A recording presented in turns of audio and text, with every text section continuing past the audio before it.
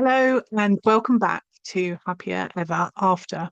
Today, we're going to talk about something that sits underneath so much of life after loss and yet is rarely explained clearly or kindly. What grief does to your nervous system.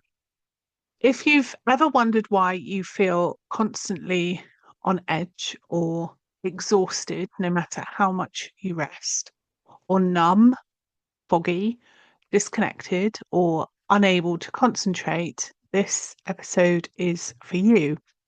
And I want to say this right at the beginning. What you're experiencing is not a personal failing. It's not a lack of resilience. It's not because you're not coping properly. And it's not because you're doing grief wrong. It's because your nervous system has been through something overwhelming. One of the biggest misunderstandings about grief is the idea that it's purely emotional.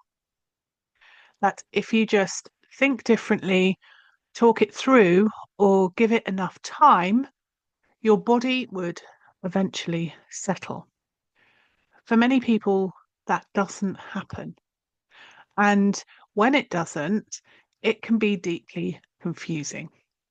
You might find yourself thinking, why do I still feel like this? Why can't I relax? Why am I so tired, so jumpy, so flat? And when there are no clear answers, people often turn that confusion inward. What's wrong with me? So let's slow this down. Grief is not just something you feel, it's something your body experiences. When you lose someone you love, especially a partner, your system doesn't just register sadness, it registers threat. From the body's perspective, something essential has been lost. Safety, connection, predictability, and orientation. Your nervous system has one primary job: to keep you alive. And when something overwhelming happens, it does exactly what it's designed to do. It shifts into survival mode. For some people, that looks like high alert. You might feel anxious or on edge, hyper aware of everything around you, unable to switch off, startled easily, restless, and agitated. Others, it looks like shutdown.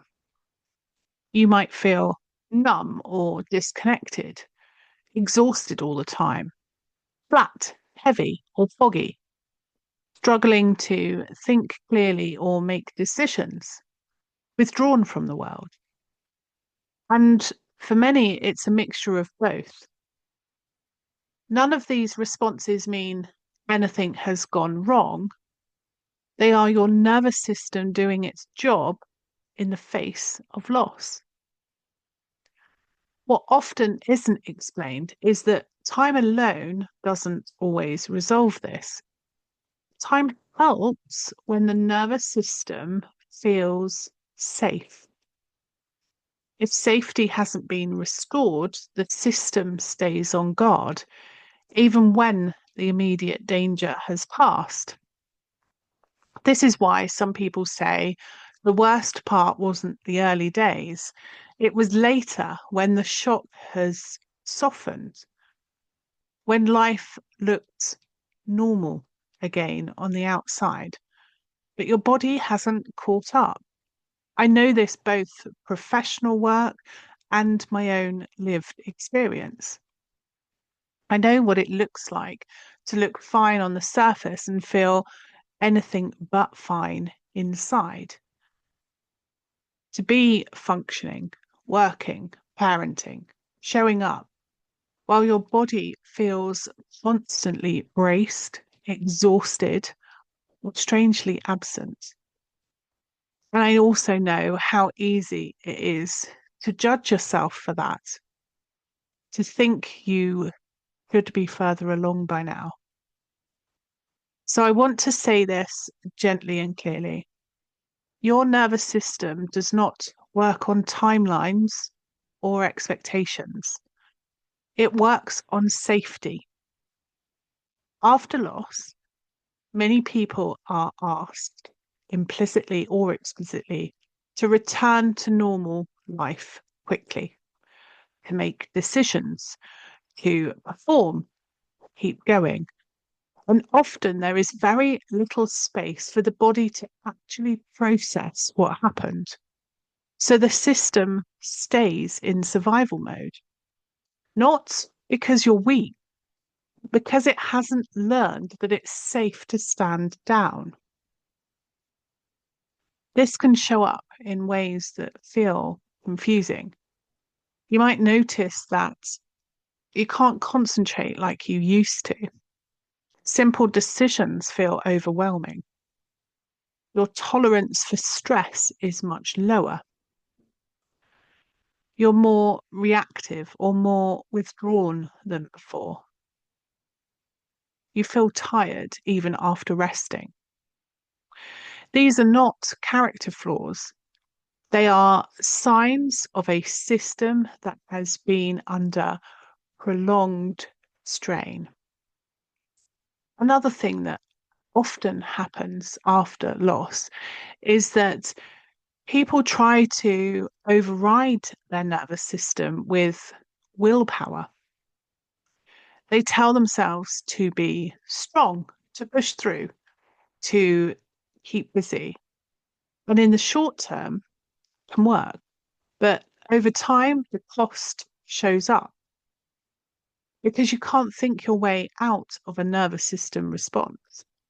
You can't logic your body into feeling safe.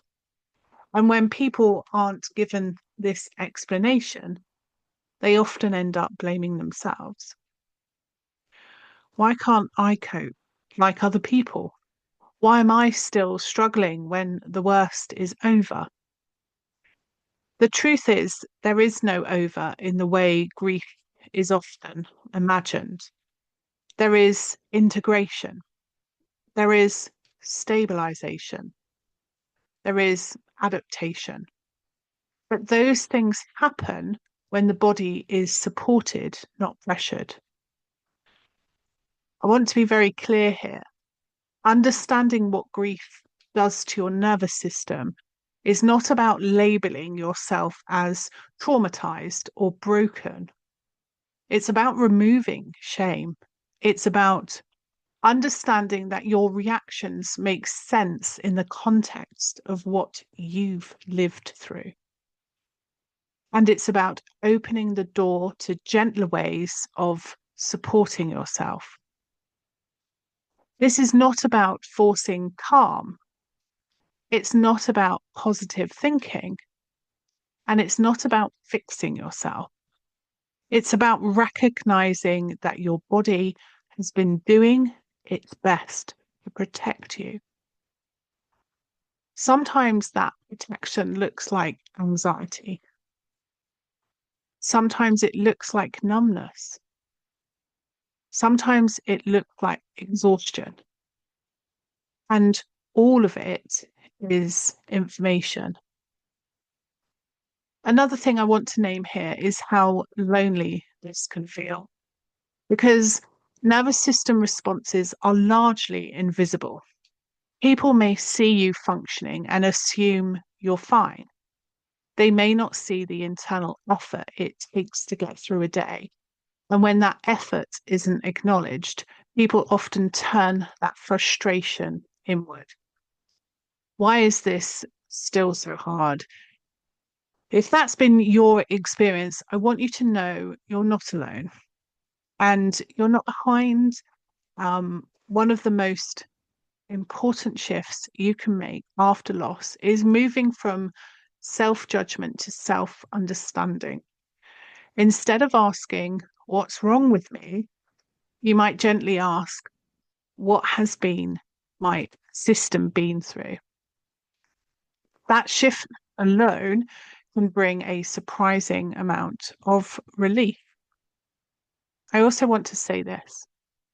Regulation doesn't mean being calm all of the time. It means having enough safety in your system to move between states, to feel rest, to engage, to withdraw when needed. After loss, that flexibility is often reduced. And that's not permanent, but it does take time, patience, and the right kind of support. If, as you're listening to this, you notice your body reacting, tightening, softening, sighing, just notice that. You don't need to do anything with it. Awareness is the first step toward regulation. And that's enough for today. If you'd like more support in understanding calming your nervous system after loss, you can explore the Calming Your Nervous System After Loss guide via the show notes or at happiercoach.com/happier ever after /claiming your nervous system. You'll also find it on the Happier Ever After hub, where resources continue to grow alongside this series. You are not broken. Your body is not failing you. It has been protecting you the best way it knows how. And with time, safety, and compassion, it can learn that life is not only about survival anymore. Thank you for being here with me today.